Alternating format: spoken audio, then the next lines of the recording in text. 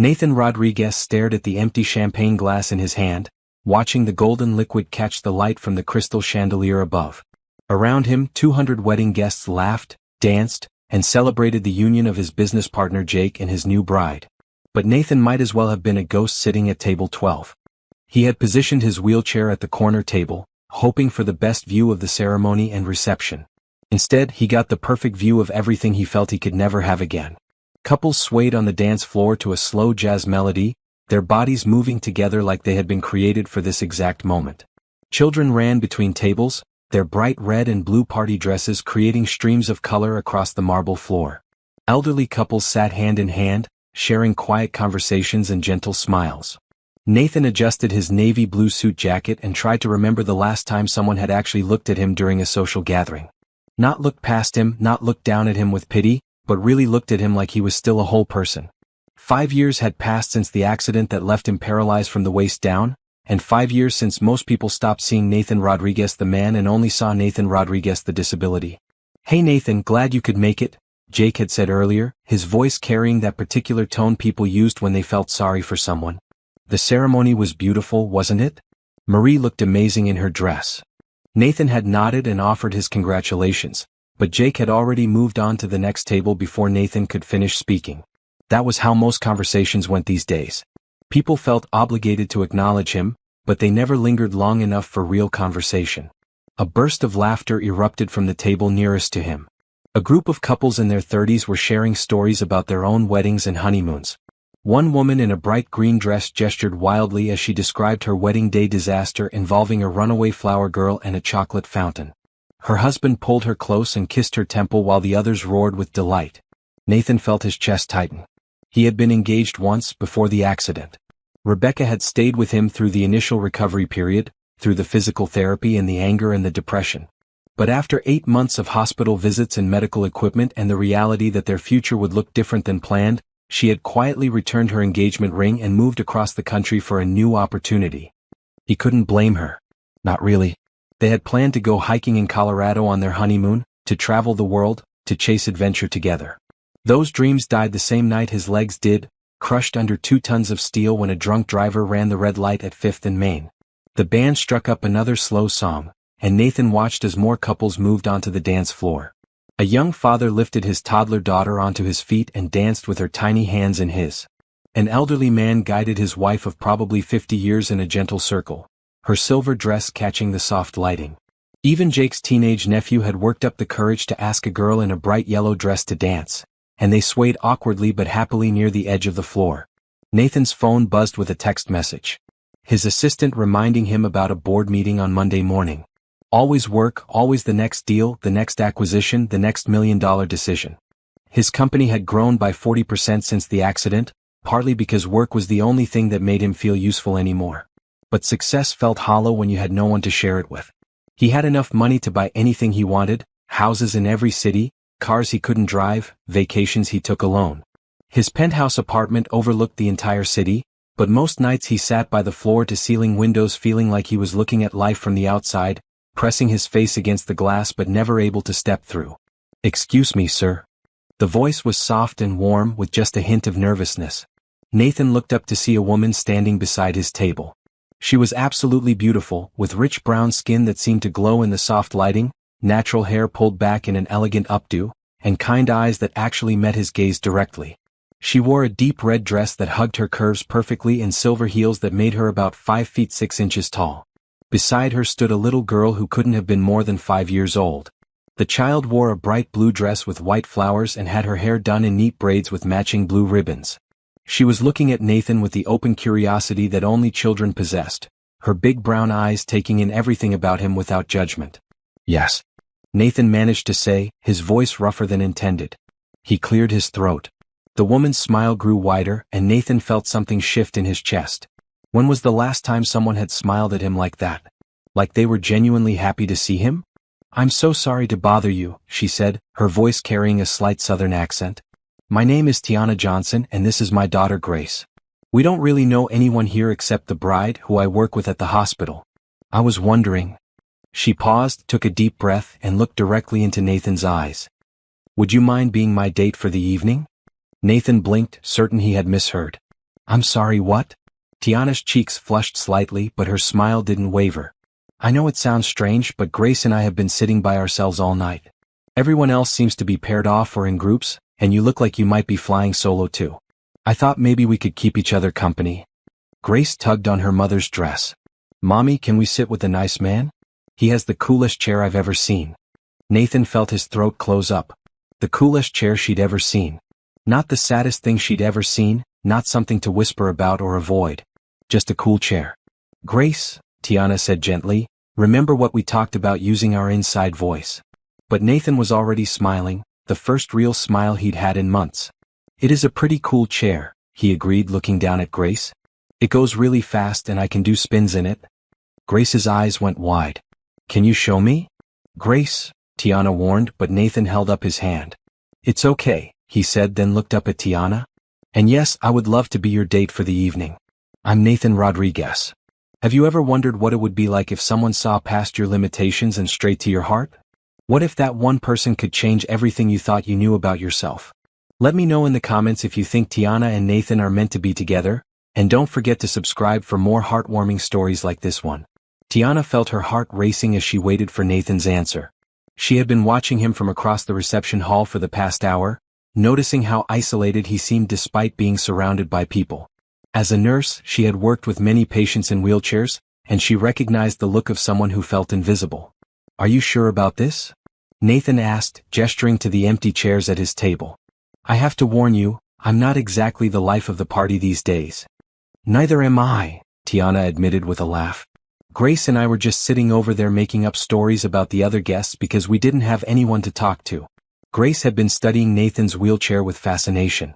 How fast can it go? She asked suddenly. Grace, Tiana said, feeling her cheeks warm with embarrassment. Remember what we talked about, asking personal questions. But Nathan's face lit up with genuine amusement. It can go pretty fast, he told Grace seriously. Faster than you can run, I bet. No way, Grace said, crossing her small arms across her chest. I'm super fast. Mommy says I'm like a cheetah. A cheetah, huh?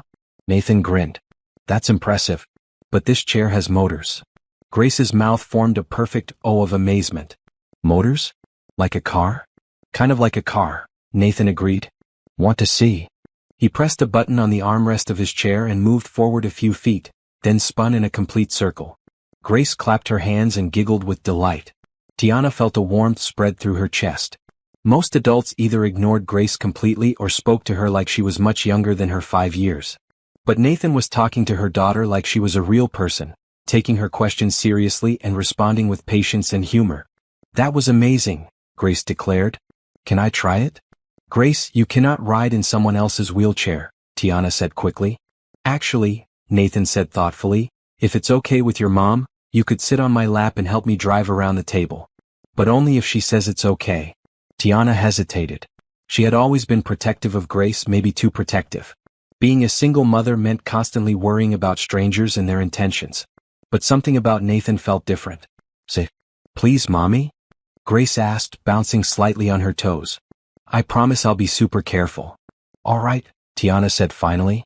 But just once around the table, and you have to do exactly what Mr. Nathan tells you to do. It's just Nathan, he corrected gently.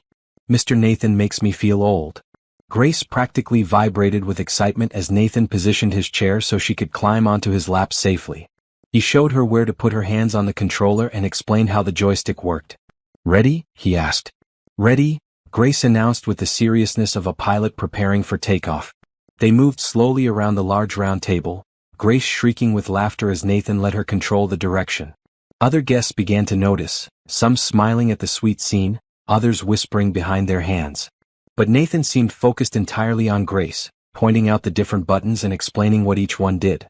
When they completed their circle and returned to Tiana, Grace was beaming. Mommy, did you see? I was driving. Nathan let me drive. I saw a sweetheart. That was very nice of Nathan to share with you. Grace climbed down carefully and threw her arms around Nathan's neck in an impulsive hug. Thank you, Nathan. You're the nicest grown-up at this whole party.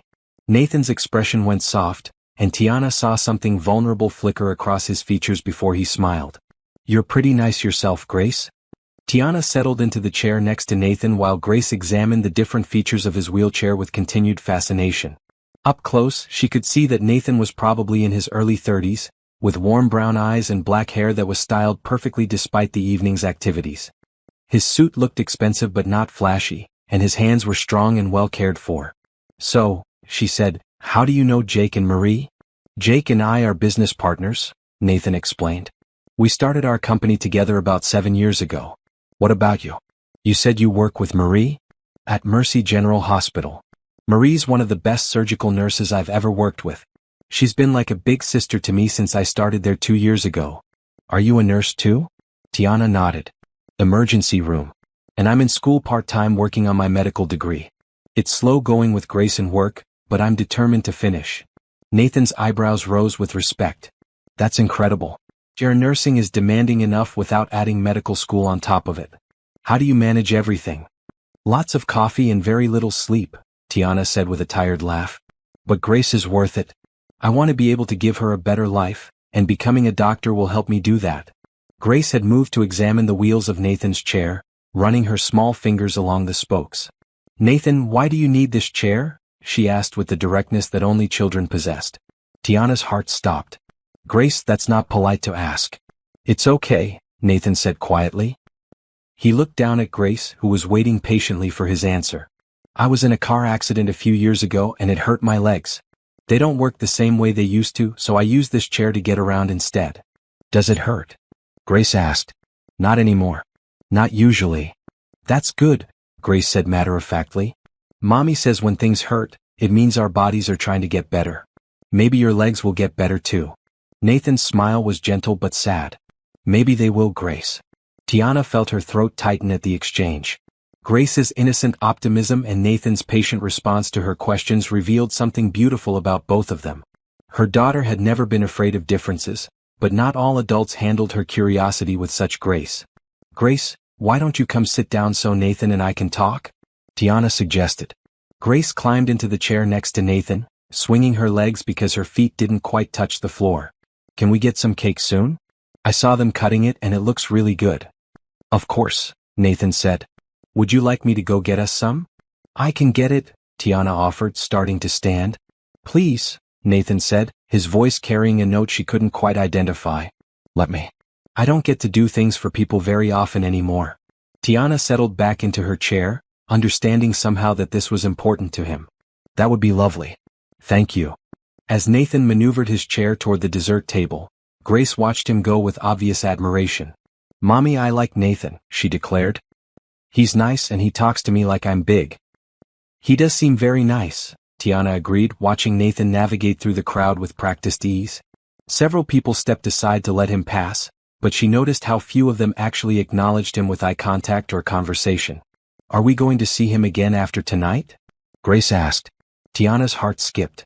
She hadn't thought that far ahead. The evening had started as a desperate attempt to avoid sitting alone at a wedding where she barely knew anyone, but it was turning into something more complicated. Something that made her feel hopeful and nervous at the same time. "I don't know, sweetheart. We'll see." But as she watched Nathan returning with 3 plates of cake, taking care to balance them while maneuvering his chair through the crowd, Tiana found herself hoping the answer would be yes. Nathan returned to the table with 3 generous slices of the wedding cake, each plate balanced carefully on a small tray he had requested from the catering staff. The cake was a beautiful 3-layer creation with vanilla buttercream frosting and fresh strawberries, and Grace's eyes lit up when she saw it. "This looks amazing," Tiana said, accepting her plate with gratitude. "Thank you so much for getting this for us." "Thank you, Nathan," Grace echoed, already digging into her slice with the enthusiasm only a 5-year-old could muster. Nathan felt something warm and unfamiliar settle in his chest as he watched them enjoy the cake. When was the last time he had done something as simple as bringing dessert to friends? When was the last time someone had thanked him for such a small gesture with such genuine appreciation? "So tell me about your company," Tiana said, taking a delicate bite of cake. "What kind of business are you in?" "We develop medical technology," Nathan explained. "Specifically devices that help people with mobility challenges live more independently. Prosthetics, adaptive equipment, smart home systems, that kind of thing." Tiana's eyes widened with interest. "That's incredible. So you're literally helping people improve their lives every day." "We try to," Nathan said modestly. It started as a personal interest after my accident. I got frustrated with how clunky and outdated most adaptive equipment was, so Jake and I decided to see if we could do better. That's amazing. You took something difficult that happened to you and turned it into a way to help other people. Tiana's voice carried genuine admiration. That takes real strength. Nathan felt his cheeks warm. He wasn't used to people seeing his work as inspirational rather than just business. Jake does most of the engineering. I handle the business side of things. Nathan, Grace said suddenly, frosting decorating the corners of her mouth, do you make legs for people who don't have them? Grace, Tiana warned gently. No, it's a great question, Nathan said. We do work on prosthetic limbs. We're actually developing a new kind of artificial leg that can be controlled by thinking about it, kind of like how you think about moving your real leg. Grace's fork paused halfway to her mouth. You can think a fake leg into moving?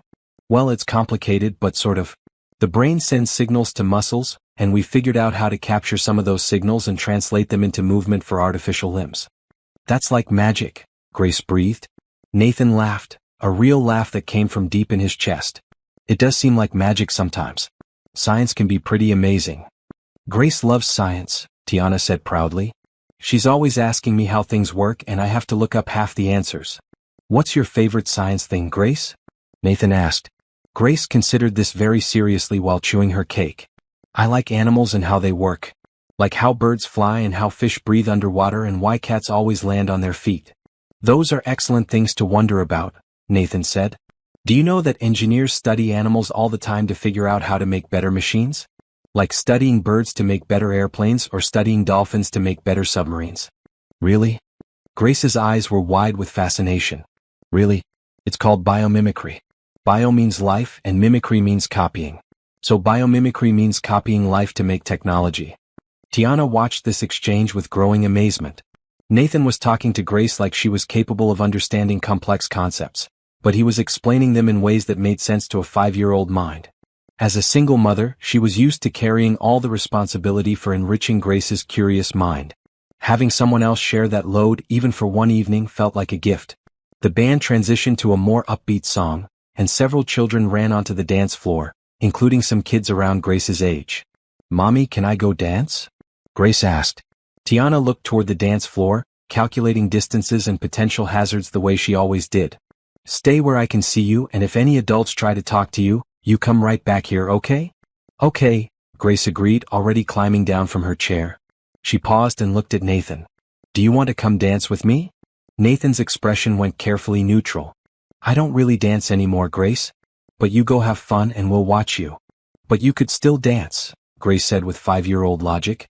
Your chair moves and spins. That's like dancing. Before Nathan could respond, Grace had bounded toward the dance floor, her blue dress flowing behind her like water. Tiana saw the longing that flashed across Nathan's face before he could hide it. She's right, you know, she said quietly. Dancing doesn't have to look like everyone else's version of dancing. I used to love to dance, Nathan admitted, watching Grace twirl happily among the other children. Rebecca and my ex-fiancée and I used to go dancing every Friday night. There was this little jazz club downtown that had live music and a tiny dance floor. We probably looked terrible, but we didn't care. What happened to her? Tiana asked gently. Nathan was quiet for so long that Tiana thought he might not answer. Finally he said, she couldn't handle the new reality. I don't blame her. Our whole future together changed in one night, and she was 26 years old. She had every right to want the life she originally signed up for. Did you love her? I thought I did. But looking back, I think I was in love with the idea of her, with the life we had planned together. I'm not sure I really knew who she was underneath all those plans. Nathan paused, then looked directly at Tiana. What about Grace's father? Tiana's jaw tightened slightly. He left when Grace was 6 months old. Said he wasn't ready to be a father, that he felt trapped. I haven't heard from him since. His loss, Nathan said simply. That's what I tell Grace when she asks about him. She's starting to notice that other kids have dads, and I know it's going to get harder to explain as she gets older. For what it's worth, you're doing an incredible job with her. She's smart, curious, polite, brave, all the things that matter. Tiana felt tears prick her eyes unexpectedly. Thank you. That means more than you know. Some days I feel like I'm failing at everything. I doubt that's true. They watched Grace on the dance floor, spinning and laughing with the other children. She caught sight of them watching and waved enthusiastically, nearly tripping over her own feet in the process. "She's fearless," Nathan observed. "Sometimes too fearless," Tiana said with a mother's worry. "She talks to everyone, asks a million questions, assumes everyone wants to be her friend. I worry that the world is going to crush that optimism eventually. Or maybe she'll change the world instead," Nathan suggested. "Maybe people like Grace are exactly what the world needs more of." Tiana looked at him thoughtfully. "Is that what you're trying to do with your company? Change the world?" "I'm trying to change small pieces of it," Nathan said. "One adaptive device at a time, one person's independence at a time. It's not world-changing, but it matters to the people we help." "I think that's exactly world-changing," Tiana said firmly. "You're giving people their lives back." Nathan felt something shift inside him, like a door opening after being locked for years. Here was this incredible woman, this devoted mother, seeing him as someone who mattered, someone who contributed something valuable to the world. When was the last time someone had seen him that way? Grace came running back to the table, slightly out of breath and glowing with happiness. "Did you see me dancing? I did the twisty thing and the jumping thing." "We saw everything," Tiana assured her. "You were amazing." "Nathan, are you sure you don't want to try dancing? I could teach you some moves." Nathan looked at Grace's hopeful face, then at Tiana's encouraging smile. For the first time in 5 years he felt brave enough to try something that scared him. "You know what, Grace? Maybe just one song." The dance floor felt different from Nathan's wheelchair perspective. The music was louder down here, the bass thrumming through his chest, and the lights seemed brighter, casting colorful patterns across the polished marble floor. Grace had appointed herself as dance instructor and was demonstrating various moves with the seriousness of a professional choreographer. "Okay, so first you do this," she said, raising her arms above her head and swaying back and forth. "It's called the tree dance because you move like branches in the wind." Nathan raised his arms and mimicked her swaying motion while gently rocking his wheelchair side to side. Several other guests had noticed their unconventional dance partnership, but instead of stares or whispers, he saw smiles and nods of approval. "That's perfect," Grace declared. "Now you try the spin move." Nathan executed a smooth turn in his chair, and Grace clapped with delight. "You're really good at this, Nathan." "I have a good teacher," he replied, meaning it completely. Tiana approached them on the dance floor, moving to the rhythm of the music. She wore her confidence like the most beautiful accessory, her red dress flowing around her as she danced. When she reached them, she held out her hands to Grace. "Mind if I cut in?" she asked with a playful smile. "Mommy, you have to see Nathan's spin move," Grace said, but she took her mother's hands and began dancing with her.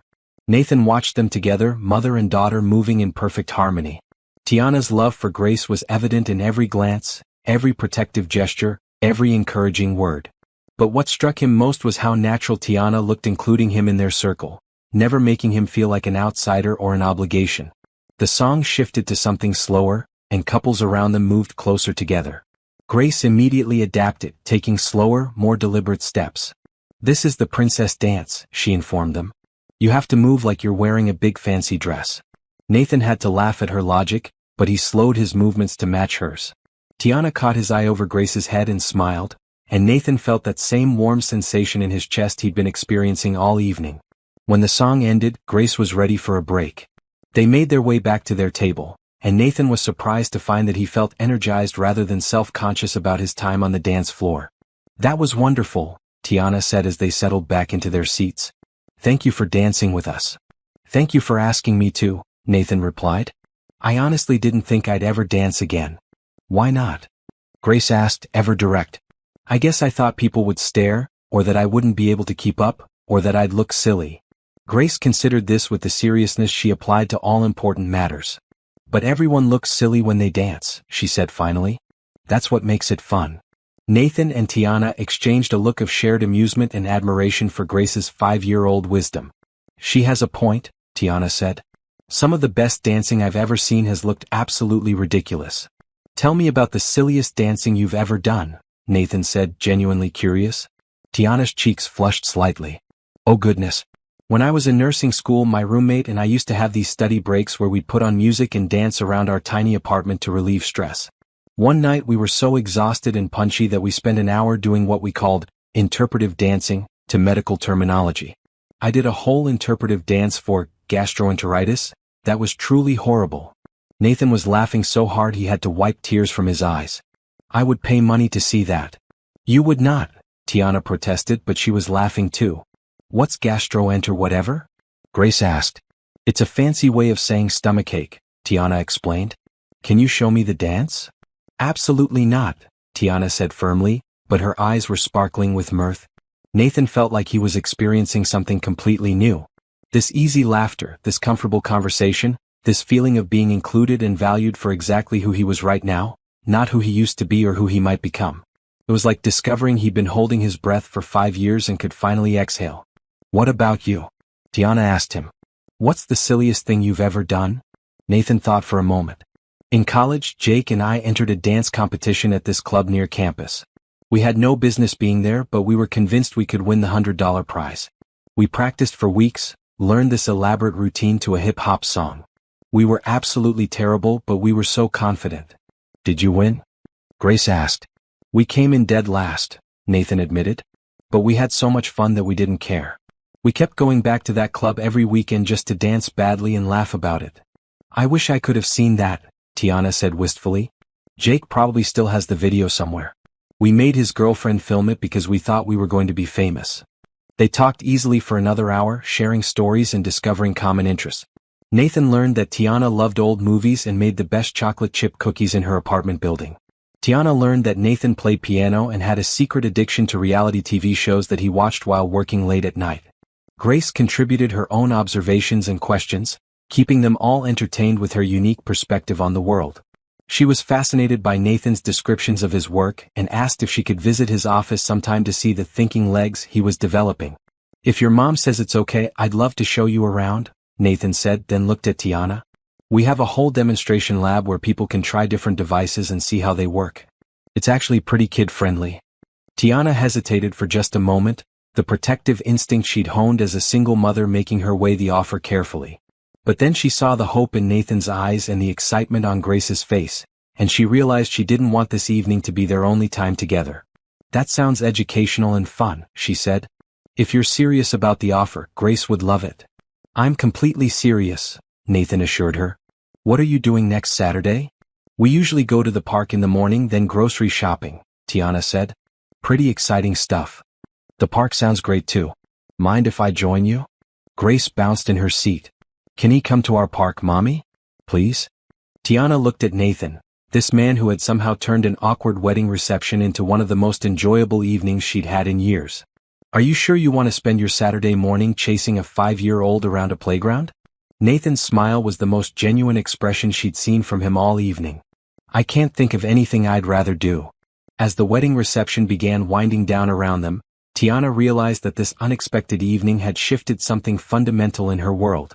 For 2 years she had focused entirely on Grace and her studies and her work, convinced that there wasn't room in her life for anything else. But sitting here with Nathan, watching him interact with her daughter with such patience and kindness, she began to wonder if maybe there was room for more after all. Could someone like her really be the answer to your loneliness? What do you think will happen when Nathan meets them at the park? Share your thoughts in the comments and subscribe to follow this heartwarming journey. Saturday morning arrived with the kind of crisp spring air that made everything feel possible. Tiana had changed her outfit 3 times, finally settling on dark jeans and a bright green sweater that Grace had declared perfect for park adventures. She told herself she wasn't nervous about seeing Nathan again, but the butterflies in her stomach suggested otherwise.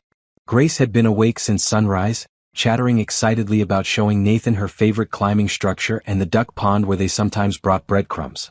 She wore her favorite red overalls and had insisted on braiding her hair herself, resulting in a slightly lopsided but charming hairstyle. Is Nathan going to be there when we get there?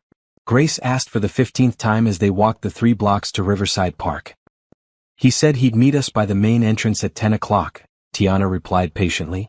What if he can't find us? Then we'll find him. Don't worry, sweetheart. But as they approached the park entrance, Tiana felt her own worry creeping in. What if Nathan had reconsidered? What if the magic of the wedding reception couldn't survive the harsh light of day? What if he had woken up this morning and realized that spending time with a single mother and her energetic 5-year-old wasn't actually how he wanted to spend his weekend? Her concerns evaporated the moment she saw Nathan waiting exactly where he had promised to be.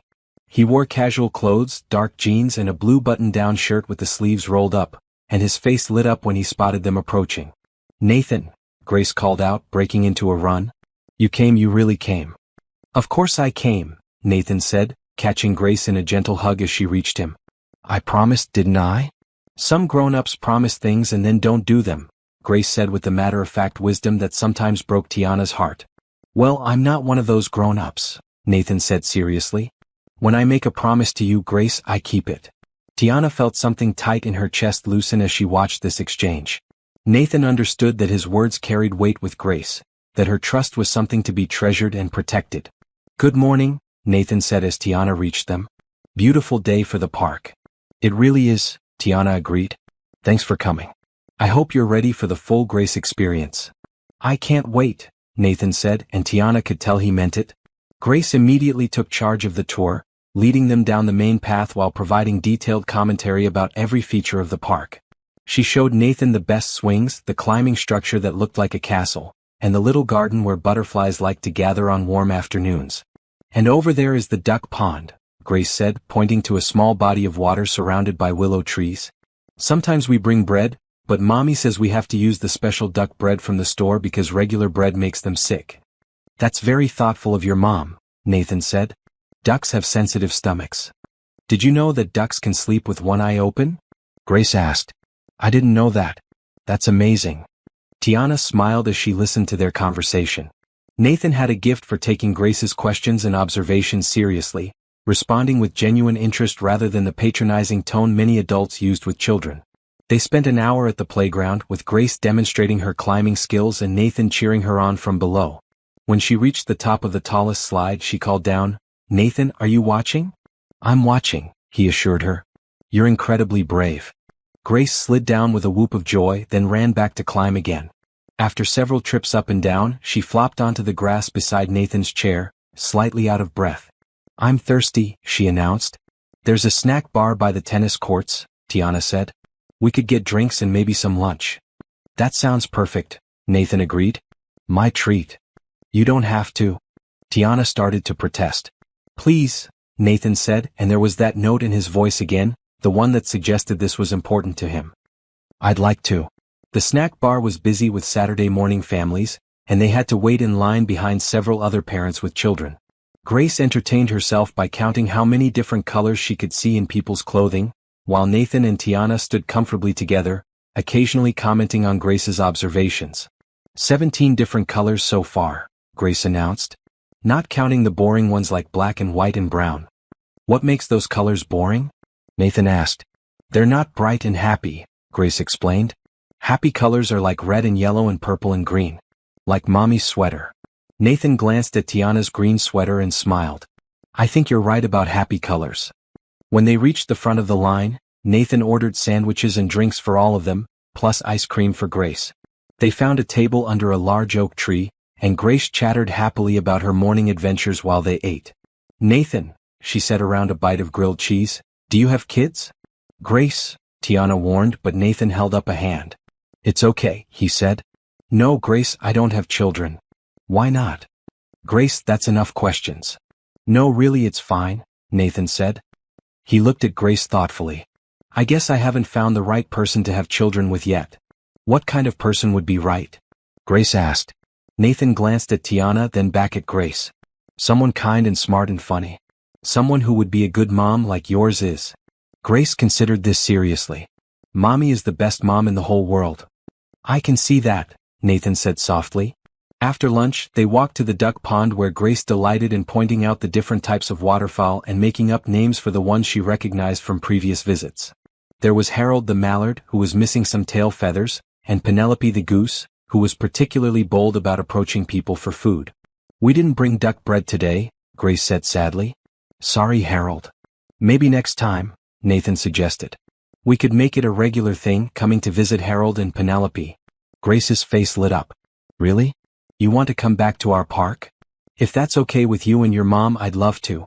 Grace looked at Tiana expectantly. "Can he, Mommy? Can Nathan be our park friend?" Tiana felt her heart skip. "If Nathan wants to spend more time with us, I think that would be wonderful." "I do want that," Nathan said, holding her gaze.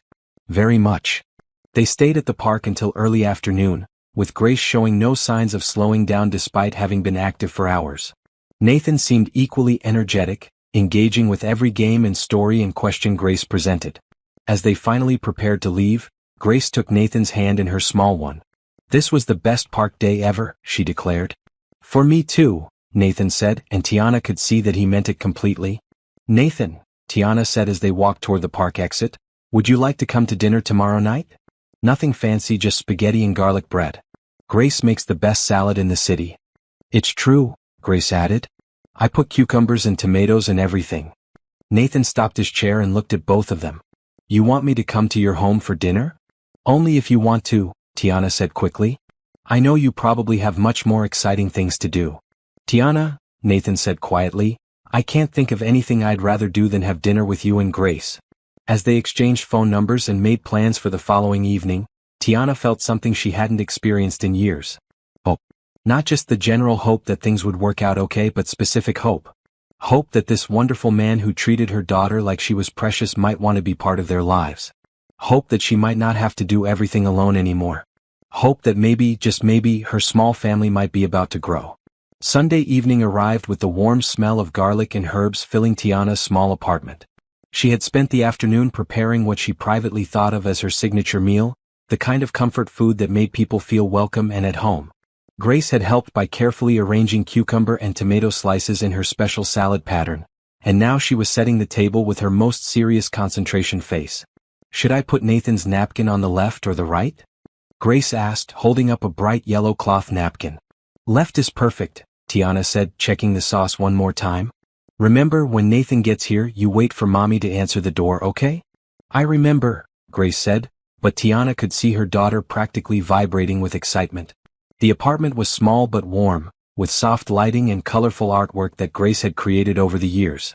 Tiana had worried that it might seem cramped or humble to someone like Nathan, who probably lived in a penthouse somewhere, but she had pushed those thoughts aside. This was their home, and it was filled with love even if it wasn't filled with expensive furniture.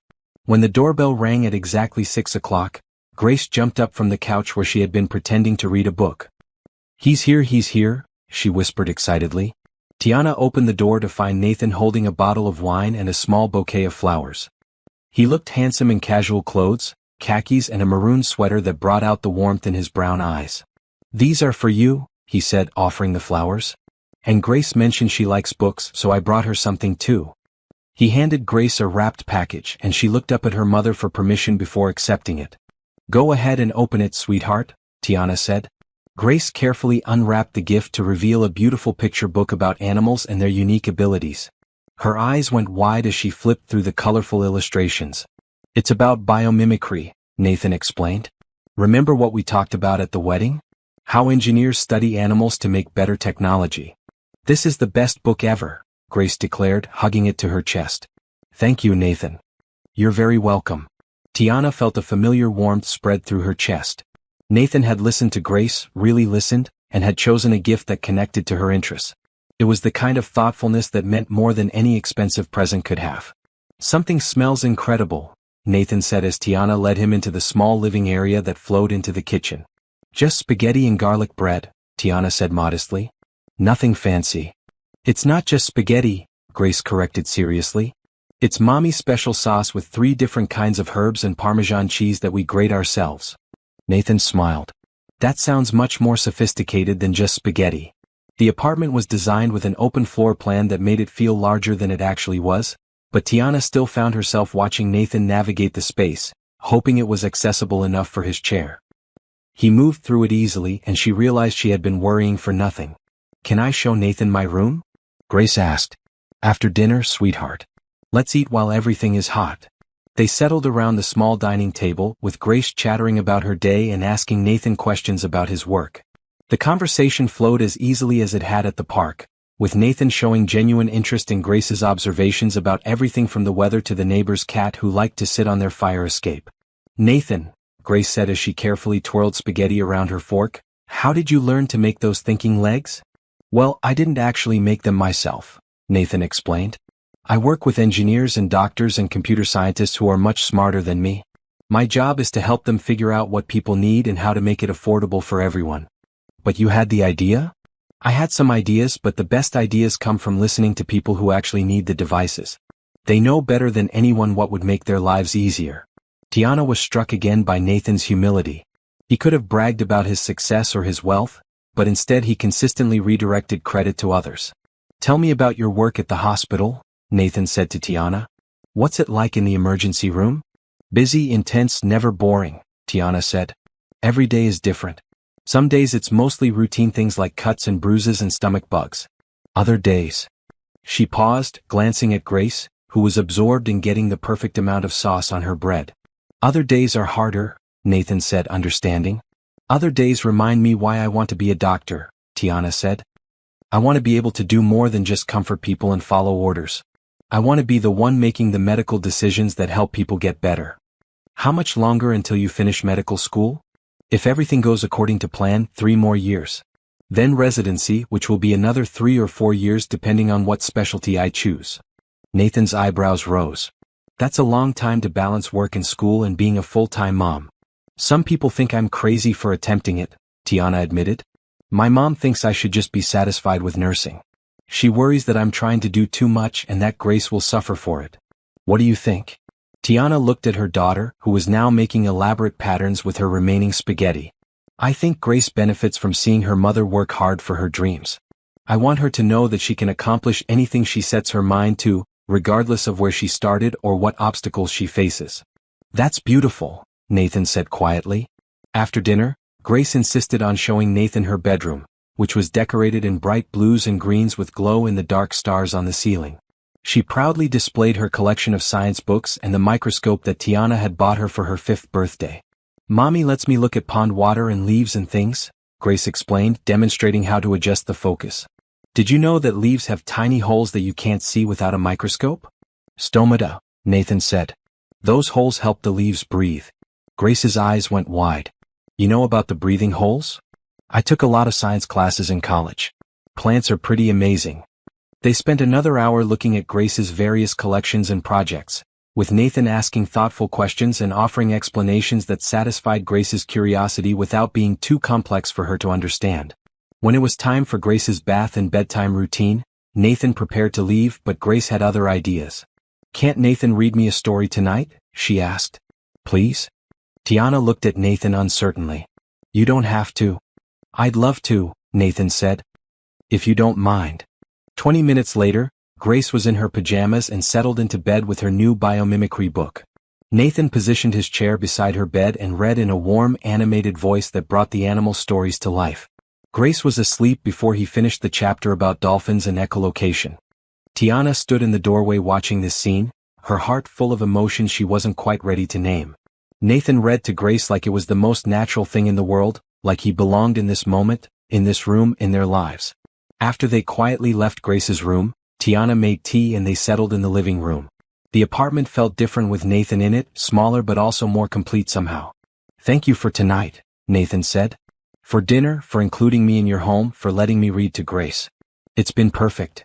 Thank you for the flowers and the book and for being so wonderful with Grace, Tiana replied. She adores you already. The feeling is mutual. Nathan paused, then looked directly at Tiana. I need to tell you something. Before my accident, I thought I knew what I wanted from life. Success, money, a wife who looked good at business dinners, kids who would go to the right schools and follow the path I laid out for them. It was all very neat and predictable. Tiana waited for him to continue, sensing this was important. After the accident, I thought all of that was impossible. Not just the neat and predictable part, but the family part too. I convinced myself that I was too broken, too complicated, too much work for anyone to take on. Nathan. Let me finish, he said gently. Being with you and Grace these past few days, I realize how wrong I was. Not about being complicated, because I am that. But about what makes a family, about what makes a life worth living. It's not the neat and predictable stuff. It's Grace falling asleep to stories about dolphins. It's you working 3 jobs to chase your dreams while raising the most amazing little girl I've ever met. It's Sunday night spaghetti and feeling like I belong somewhere. Tiana felt tears prick her eyes. You do belong here, Nathan. With us. Do you really mean that? Instead of answering with words, Tiana reached across the small space between them and took his hand. I mean it completely. The next few weeks fell into a rhythm that felt as natural as breathing. Nathan had rearranged his schedule to spend Wednesday evenings and weekends with Tiana and Grace, and what had started as planned activities had evolved into something that felt remarkably like family life. Wednesday evenings were homework nights, with Nathan helping Grace with her kindergarten reading practice while Tiana studied for her medical school exams at the kitchen table. Grace had decided that Nathan was an excellent reading partner because he did different voices for all the characters and never got impatient when she struggled with difficult words. "Sound it out, Grace," Nathan would say gently. "What letter does it start with?" "B," Grace would say, pointing at the word butterfly, with her small finger. "Good. And what sound does B make?" "But," Grace would say, then work through the rest of the letters until she triumphantly announced, "Butterfly." "Perfect. You're getting so good at this." Tiana would look up from her textbooks to see Grace beaming with pride at Nathan's praise, and her heart would do that little flip that was becoming more familiar each day. Saturdays had become adventure days.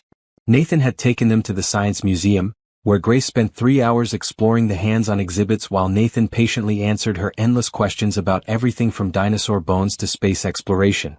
He had shown them his office building, giving Grace a tour of the research lab and letting her try some of the adaptive devices they were developing. "This is so cool," Grace had declared, maneuvering a practice wheelchair around the lab with Nathan's coaching. "It's like driving a car." "That's exactly what it's like," Nathan had agreed. "Some people need cars for their legs." The lab technicians had been charmed by Grace's enthusiasm and had shown her some of the prosthetic limbs they were working on. Grace had been fascinated by the computerized hand that could pick up objects and had spent 20 minutes making it wave at her. "We're helping people do all the things they want to do," Nathan had explained. "Like your mom helping sick people get better at the hospital." "So you and Mommy both have helper jobs," Grace had said with satisfaction. "That's right. We both have helper jobs." Sundays had become cooking days. Nathan had confessed that he lived mostly on takeout and frozen dinners, so Tiana had taken it upon herself to teach him some basic recipes. Grace appointed herself the assistant chef and took her responsibilities very seriously. "Nathan, you have to stir the sauce clockwise," Grace instructed from her perch on the kitchen counter. "That's the way Mommy does it." "Clockwise it is," Nathan said solemnly, adjusting his stirring technique. "Why does the direction matter?" he asked Tiana quietly. "It doesn't," Tiana whispered back with a smile. "But Grace thinks it does, so we go with it." These domestic moments were the ones that surprised Nathan the most. He had always imagined that family life would feel restrictive, full of obligations and schedules and compromises. Instead, he found himself looking forward to Wednesday evenings and weekend adventures more than any business meeting or social event he had ever attended. One Saturday afternoon, as they sat in Riverside Park watching Grace feed the ducks with approved duck bread, Tiana broached a subject that had been on her mind. "Nathan," she said carefully, "Grace has been asking me some questions." "What kind of questions?" "About whether you're going to stay in our lives. About whether you might be her dad someday." Nathan felt his chest tighten. "What did you tell her?" "I told her that caring about someone doesn't come with guarantees, but that you care about both of us very much and that's what matters right now." "That's a good answer," Nathan said, watching Grace toss breadcrumbs to Harold the mallard. "Is it accurate?" Tiana asked quietly. Nathan turned to look at her directly. "The caring part is absolutely accurate. I care about you and Grace more than I knew was possible." "And the staying part?" "Tiana, I want to stay. I want to be part of your lives in whatever way you'll have me. But I also want to be realistic about what that means. I'm complicated. My life isn't simple. There are things about my situation that might affect Grace as she gets older." "What kind of things?" Nathan was quiet for a moment, choosing his words carefully. "Kids can be cruel about differences. If Grace tells her classmates that her mom's boyfriend or stepfather uses a wheelchair, there might be comments or questions that are hard for a child to handle." Tiana felt a flash of protective anger. "Then those children need better parenting and education." "I agree, but that doesn't make it easier for Grace if it happens." "Nathan, look at me." He met her eyes and she saw vulnerability there that made her want to hold him close. "Grace has spent her entire life being different," Tiana said firmly. "She's the only kid in her class being raised by a single mom. She's one of only 3 black children in her school. She's never had a father figure and kids have already asked her about that. Different is not new for Grace." "That's not the same thing." "You're right, it's not the same thing. It's better. Grace would be proud to tell people about you." "Do you know what she told her teacher when Mrs. Patterson asked what she did over the weekend?" Nathan shook his head. "She said, 'I went to the Science Museum with my mom and Nathan, and Nathan knows everything about how animals help people invent things. Then she spent 10 minutes explaining biomimicry to the entire class. Nathan felt something tight in his chest begin to loosen. She doesn't see your wheelchair as something to be ashamed of, Tiana continued. She sees it as part of what makes you interesting. And frankly, so do I. Grace came running back to them, having distributed all the duck bread to her satisfaction. Harold ate the most, she reported. But Penelope got some too, so it's fair. That's very thoughtful of you to make sure everyone got some, Nathan said. Grace climbed onto the bench next to Nathan and leaned against his arm with the casual affection that had developed between them over the past weeks. Nathan, she said, are you going to come to my school play next month? You're in a school play? Nathan asked with delight. What play? We're doing The Three Little Pigs, and I'm the third little pig. The smart one who builds the brick house. Perfect casting, Nathan said seriously. You're definitely smart enough to outwit any wolf. So will you come? Mommy's coming and Grandma Johnson is coming, and I want you to come too. Nathan looked at Tiana, who nodded encouragingly. I wouldn't miss it for anything, Nathan said. I'll be in the front row cheering for the smartest little pig in the whole play. Grace beamed and snuggled closer to Nathan's side. This is the best day ever, she declared. As they walked home from the park, with Grace skipping ahead and pointing out interesting flowers and dogs and cloud shapes, Tiana felt a deep sense of contentment settle over her. For 3 years she had been the sole architect of their small family's happiness. Now suddenly she had a partner in that effort. Someone who celebrated Grace's victories and worried about her challenges and wanted to be present for all the ordinary moments that made up their life. That evening, as Nathan read Grace her bedtime story, Tiana stood in the doorway and allowed herself to imagine a future where this wasn't temporary. Where Nathan's voice reading fairy tales was a permanent soundtrack to their evenings. Where his laughter in their kitchen and his presence at Grace's school events and his gentle encouragement of Grace's dreams were just part of their normal, everyday life. For the first time since Grace's father had walked away, Tiana allowed herself to believe that maybe, just maybe, she didn't have to do everything alone anymore. Nathan's phone had been ringing constantly for 3 days, and each call brought worse news than the last. He sat in his office on Tuesday morning, staring at the financial reports spread across his desk while his assistant Laura briefed him on the latest developments. Morrison Industries made another offer to TechMed Solutions, Laura said, her voice tight with concern. 20% above market value, plus guaranteed job security for all their current employees. Nathan rubbed his temples, feeling a headache building behind his eyes. TechMed Solutions was Rodriguez and Associates' largest client, accounting for nearly 30% of their annual revenue. Losing them would be devastating, but the offer Morrison Industries was making would be almost impossible for TechMed to refuse. What's our counteroffer? Nathan asked, though he already knew the answer. We can't match it, Laura said quietly. Morrison has deeper pockets than we do, and they're clearly willing to take a loss on this partnership just to hurt us. Nathan's jaw tightened. Morrison Industries was the kind of massive corporation that specialized in buying out smaller competitors and either absorbing them or shutting them down entirely. They had been circling Rodriguez and Associates for 2 years, making increasingly aggressive moves to undermine Nathan's business. Schedule a meeting with the TechMed board for Thursday, Nathan said. I want to make our case in person. Nathan, Laura said hesitantly, maybe it's time to consider Morrison's buyout offer. The terms aren't terrible and you'd walk away with enough money to what? Nathan interrupted. Retire at 32 and spend the rest of my life knowing I gave up on everything Jake and I built together? Laura was quiet for a moment. Nathan knew she was thinking about practical things like employee salaries and health insurance and the dozen other companies that depended on Rodriguez and Associates for contracts and partnerships. I'm not giving up, Nathan said firmly. Not yet. But as Laura left his office and Nathan returned to the financial projections, he felt the familiar weight of responsibility settling on his shoulders like a lead blanket. 43 people worked for Rodriguez and Associates. They had mortgages and car payments and children's college funds that depended on Nathan making the right decisions. Jake had trusted him to handle the business side of their partnership, and now Nathan was facing the possibility of losing everything they had worked for. His phone buzzed with a text from Tiana. Grace drew you a picture of Harold the duck. Can't wait to show you tonight.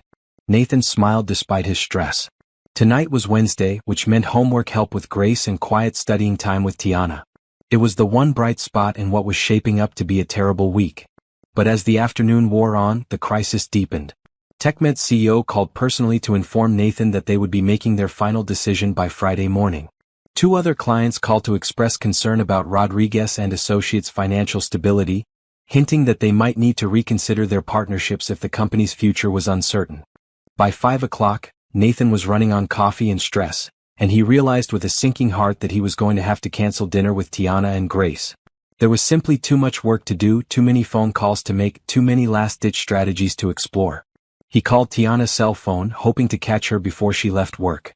"Hey," she said, her voice warm and happy. "I was just thinking about you. Grace has been talking about showing you her duck picture all day. Tiana, I'm so sorry but I have to cancel tonight. There's a crisis at work and I need to." "Oh." The disappointment in her voice was obvious, though she tried to hide it.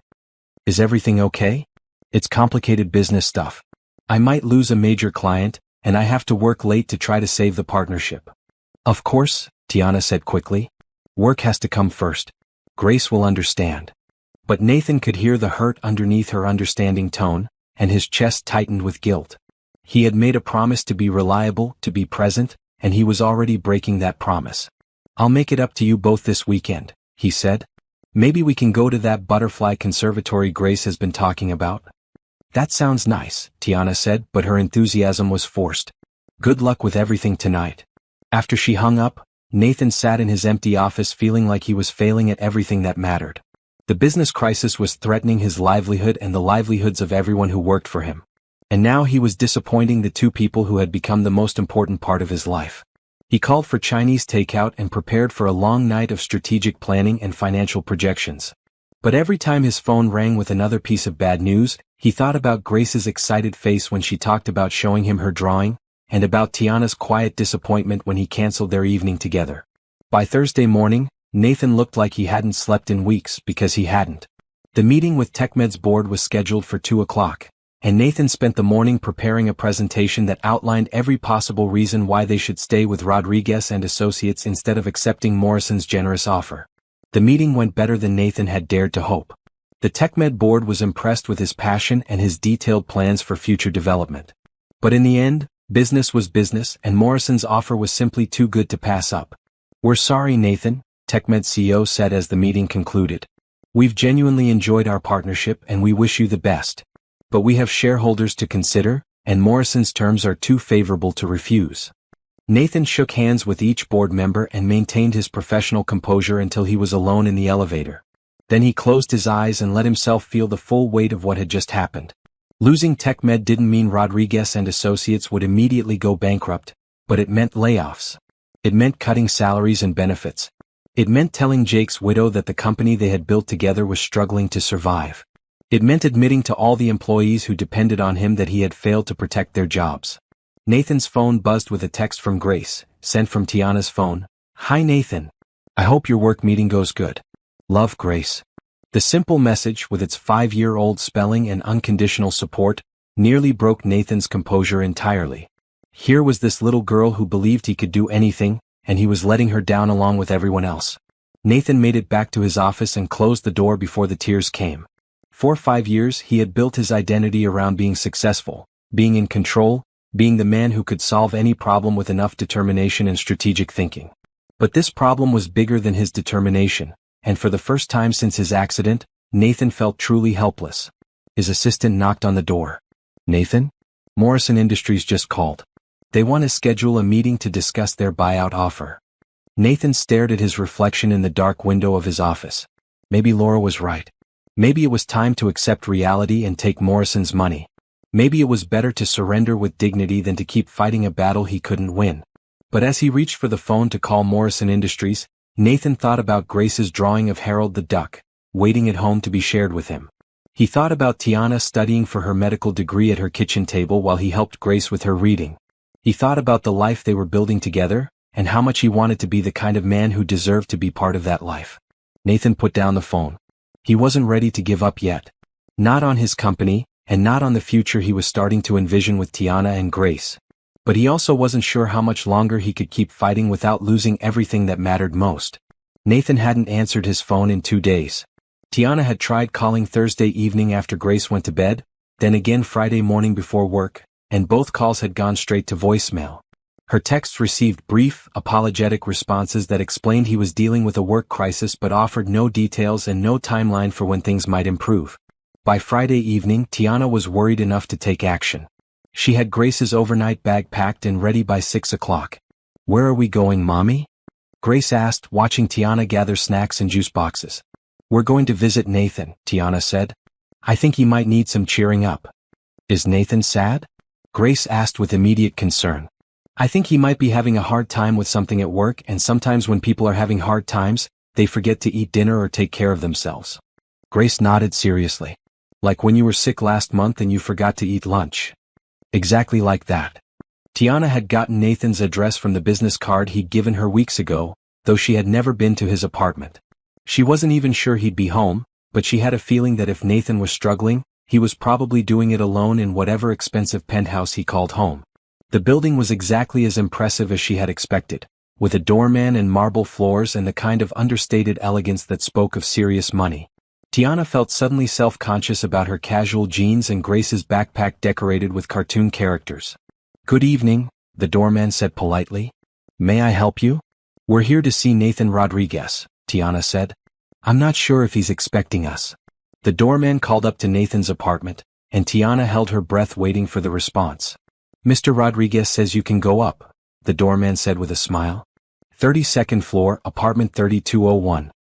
The elevator ride seemed to take forever, with Grace bouncing excitedly and asking questions about whether Nathan's apartment would have a view of the park and if they could see their building from his windows. Nathan answered the door looking like he hadn't slept or shaved in days. His hair was disheveled, he was wearing wrinkled clothes that looked like he had slept in them, and his eyes had the hollow look of someone under tremendous stress. "Tiana," he said, his voice rough with surprise and something that might have been relief. "Grace, what are you doing here?"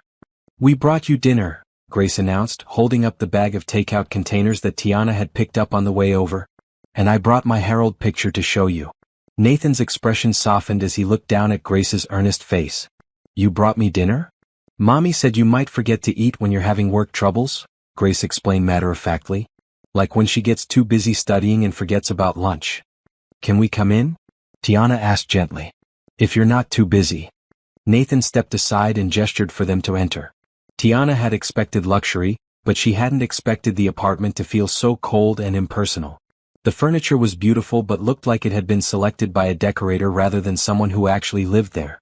The walls were mostly bare except for a few expensive-looking abstract paintings, and there were no personal touches anywhere that she could see. "This place is huge," Grace said, her voice echoing slightly in the large living room. "Do you really live here all by yourself?" "I do," Nathan said, and Tiana heard a note of loneliness in his voice that made her chest ache. "Don't you get scared at night?" Grace asked. "I would get scared in a place this big." "Sometimes I do get a little lonely," Nathan admitted. Grace nodded sympathetically and took his hand. "Well, we're here now, so you don't have to be lonely tonight." Nathan looked down at Grace's small hand in his, and Tiana saw his throat work as he swallowed hard. "Let's get this food heated up," Tiana said, taking charge of the situation. "Grace, why don't you show Nathan your drawing while I find the kitchen?" The kitchen was enormous and looked like it had never been used for actual cooking. Tiana found expensive appliances that still had protective plastic on some of their surfaces, and a refrigerator that contained only bottled water, condiments, and several containers of leftover takeout. As she heated up the Chinese food they had brought, she could hear Nathan and Grace in the living room. Grace was explaining her drawing in great detail, describing Harold's personality and the way he liked to swim in circles around the pond. "He's very smart," Grace was saying. "Smarter than Penelope because he figured out that if he swims closer to the edge, people can reach him better to give him bread." "That is smart," Nathan agreed. "Animals often know things that we don't expect them to know." "Nathan," Grace said, her voice taking on the serious tone she used for important conversations, "are you having a bad time at work?" There was a pause and then Nathan said quietly, "Yes, Grace. I am having a difficult time with work right now." "What's wrong?" "It's complicated, but basically, some people want to take over my company, and if that happens, a lot of people who work for me might lose their jobs." "That's not fair," Grace said with 5-year-old indignation. "Can't you tell them no?" "I'm trying to, but sometimes in business the people with more money get to make the decisions." "That's a stupid rule," Grace declared. Despite his stress, Nathan laughed. "It really is a stupid rule." Tiana called them to dinner, and they sat around Nathan's formal dining table eating Chinese takeout from paper containers. It looked absurd in the elegant setting, but it also felt right somehow, like they were bringing warmth and life to a space that had been waiting for a family to fill it. "Nathan," Tiana said as they shared lo mein and sweet and sour chicken. "Tell me what's really going on. Maybe talking about it will help." So Nathan told them about Morrison Industries and the buyout attempt and losing TechMed Solutions. He explained about the employees who depended on him and the legacy he shared with Jake and the impossible choice between fighting a losing battle and surrendering everything he had worked to build. "The smart business decision is probably to take Morrison's offer," Nathan concluded. "I'd walk away with enough money to start over somewhere else, and my employees would probably keep their jobs under Morrison's management." "But you don't want to do that," Tiana observed. "I don't want to give up. But I also don't want to drag everyone down with me if I'm wrong about being able to fight back." Grace had been listening to this conversation with the intensity she brought to everything she found important. Now she put down her fork and looked at Nathan seriously. "Nathan," she said, "do you remember what you told me about the third little pig?" Nathan looked confused. "What about the third little pig?" "You said I was perfect to play her because I'm smart enough to outwit any wolf." "That's right." "Well, you're smart too," Grace said firmly. "And these Morrison people sound like wolves trying to blow down your house. But you built your house out of bricks, didn't you? With thinking legs and helping people and all that important stuff." Nathan stared at Grace and Tiana saw something shift in his expression. "You're right," he said slowly. "I did build it out of bricks. So don't let the wolves blow it down," Grace said matter-of-factly. "That's what the smart pig would do." After dinner, Grace settled on Nathan's couch with her coloring books while Tiana and Nathan cleaned up the kitchen together. "She's right, you know," Tiana said as she rinsed dishes. "About not letting the wolves win. It's not that simple, Tiana. This isn't a fairy tale." "No, it's not. But Grace is still right about the important part. You built something that matters. You're helping people live better lives. That's worth fighting for." Nathan leaned against the counter, watching Tiana move efficiently through his pristine kitchen like she belonged there. "What if I fight and lose everything anyway? What if I make things worse for everyone who depends on me? What if you don't fight and spend the rest of your life wondering what might have happened if you had tried?" Nathan was quiet for a long moment. Then he said, "There's something else I'm worried about." "What?" "If I keep fighting and the company fails, I'll lose everything. The apartment, the financial security, all of it. I won't be able to take you and Grace to nice restaurants or give Grace the kinds of experiences I've been able to give her. I'll just be a guy in a wheelchair with a failed business and a lot of debt." Tiana stopped what she was doing and turned to face him fully. "Nathan Rodriguez, are you seriously suggesting that Grace and I care about your money?" "I'm not suggesting. I just want to be able to provide for you. Both of you. Look around this apartment," Tiana said firmly. "It's beautiful and expensive and completely empty of everything that actually matters. Do you know what Grace said to me in the elevator on the way up here?" Nathan shook his head.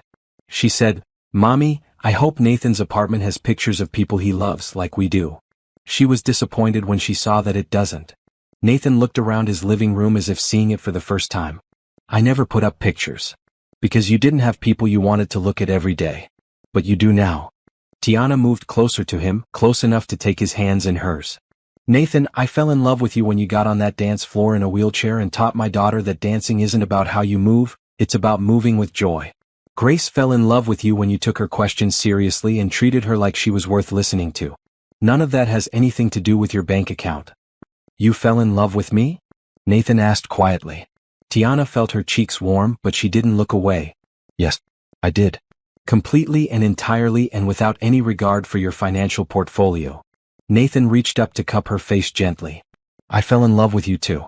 With both of you. You changed everything for me, Tiana. Before you and Grace, I was just surviving. Now I'm living. Then don't give up on the life you're building. Fight for your company. Fight for your employees.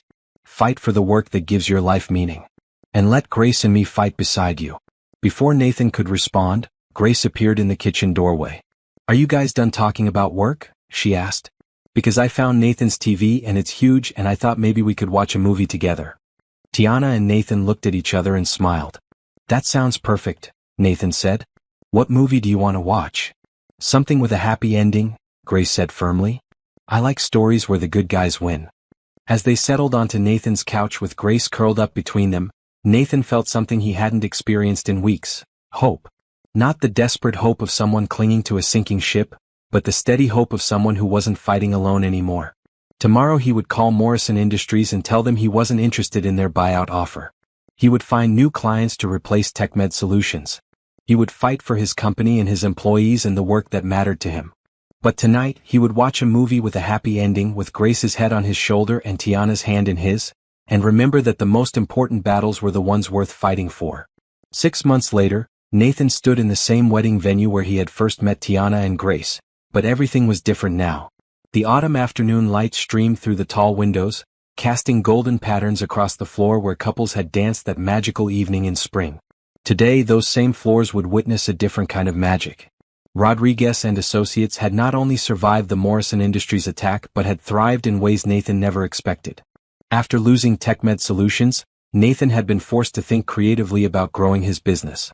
He had reached out to smaller companies, nonprofit organizations, and international partners who shared his vision of making adaptive technology accessible to everyone who needed it. The breakthrough had come when a documentary filmmaker had approached Nathan about creating a film about his company's work. The resulting documentary, Building Bridges, Technology and Hope, had aired on a major network and had brought Rodriguez and Associates more attention and new partnerships than Nathan could have imagined. "We're not just selling devices," Nathan had explained in the film. "We're selling independence. We're selling the ability to dream big regardless of physical limitations. We're selling hope."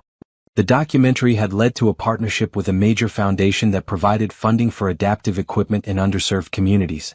Rodriguez and Associates had doubled its workforce, opened a second research facility, and launched a scholarship program for students with disabilities who wanted to pursue careers in engineering and technology. But the most important change in Nathan's life wasn't professional.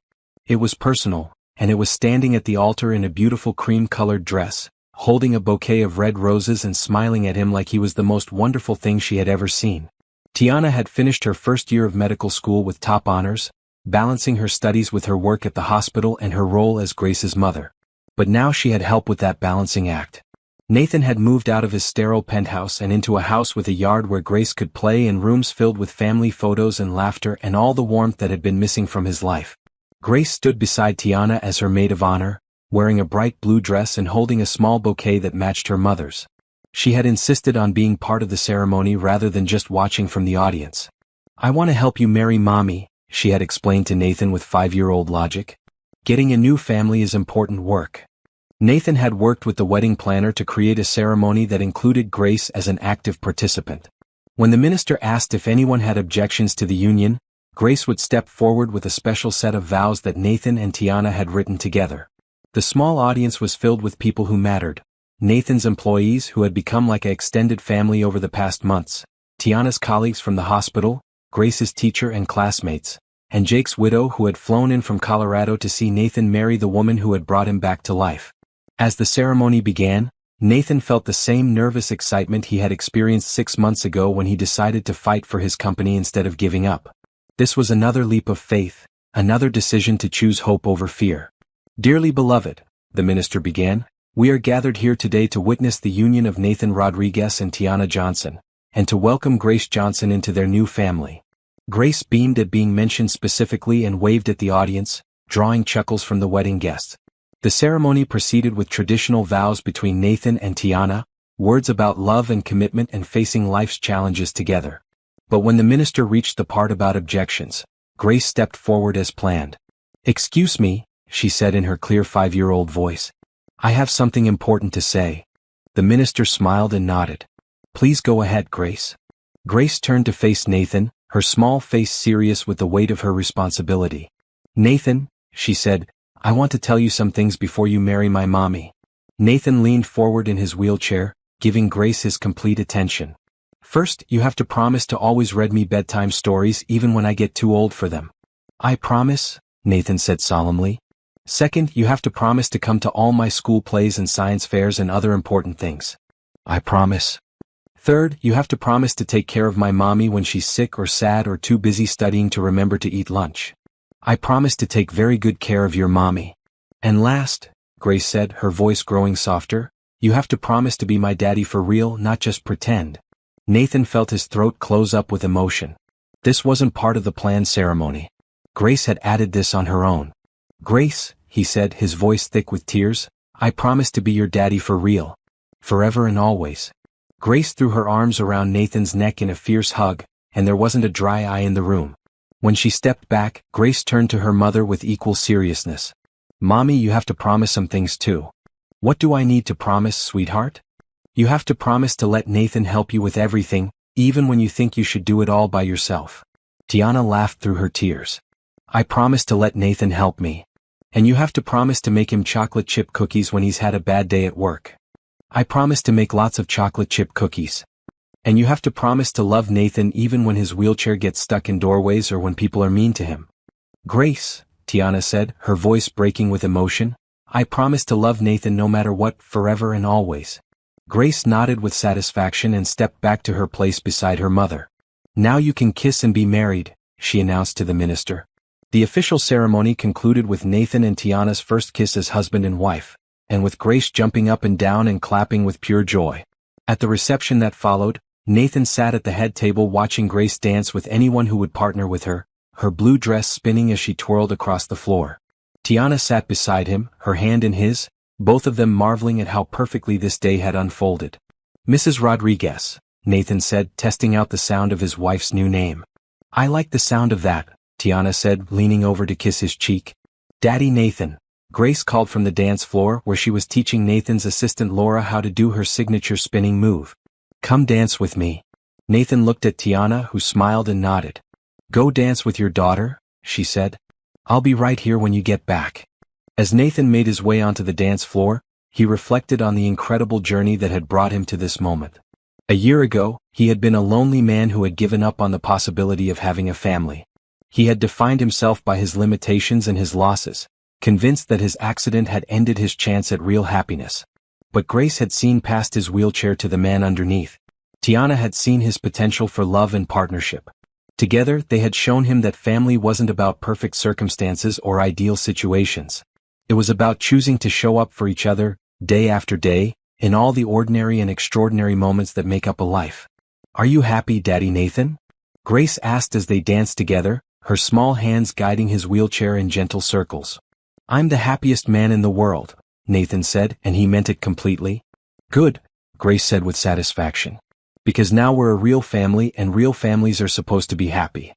As the evening wound down and the last guests departed, Nathan, Tiana, and Grace stood together in the same spot where Nathan had sat alone just months earlier, feeling invisible and forgotten. Now he was surrounded by love, part of a family that saw him not as broken or limited, but as exactly the person they needed him to be. Ready to go home? Tiana asked, gathering Grace's flowers and small purse. Ready, Nathan said, taking Grace's hand in one of his and reaching for Tiana's hand with the other. As they walked toward their car, Grace swinging their joined hands between them, Nathan thought about fairy tales and happy endings. He had learned that real happy endings weren't about perfect circumstances or problems that disappeared. They were about finding people who loved you enough to face whatever came next together. Nathan Rodriguez had found his people. He had found his family. He had found his happy ending. And it was only the beginning.